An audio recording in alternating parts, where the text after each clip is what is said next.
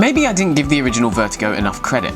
I remember playing it in the midst of a Christmas break, belly full from a diet of super hot, thinking VR was only going to get better from here on out. In comparison, Zulubo Productions' lo-fi take on Half-Life VR seemed like an earnest beginning outweighed by lofty ambition. It had a keen sense of humour and enjoyable action, but its level design was often confusing and its production values fell understandably short. Nearly 3 years on, and all of that remains true. But you'd also be hard-pressed to find many VR games with even half the determination and desire to deliver that Vertigo had. It was a real underdog. Even with those managed expectations in check, Vertigo 2's 30-minute demo blew me away. This still has the heart of the original very much intact. Or should I say the valve. Vertigo 2 has you navigating an enormous scientific research facility, fighting off teleporting aliens with an assortment of weird weaponry. In its intro, you're taxied around its various sectors, witnessing its inner machinations from afar. One of your companions is a white-haired scientist and another is a sassy floating AI orb named Harris. By the time you reach the weapon range, you've already predicted the impending crowbar gag. We wouldn't possibly have you fight deadly aliens in a high-tech facility using a crowbar. But whereas the original scruffy edges kept it squarely in the wannabe category, Vertigo 2 appears to move the needle over that line and then some.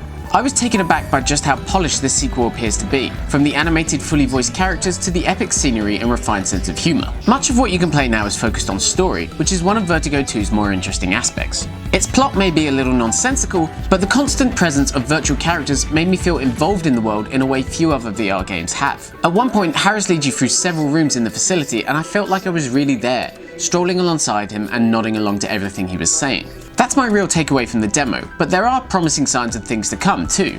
Vertigo 2's weapons are finely tuned for interesting VR gunplay rather than simple point-and-click shootouts. A shotgun needs pumping after every squeeze of the trigger, while a slow-firing, laser-sighted pistol strikes the right balance between power and patience.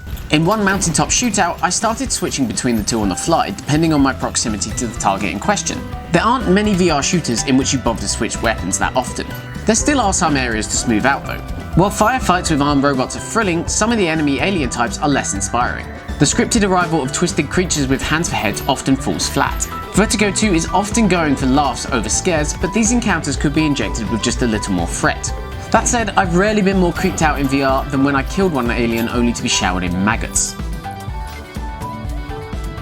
It's just a taste of what to come, but this demo really upped my anticipation for Vertigo 2. Played right, this could be much more than a flattering imitation of Half-Life in VR. The game's not out until 2020, so there's plenty of time for some added polish, along with whatever surprises Zulubo has in store. Oh, well, come on. Don't be shy.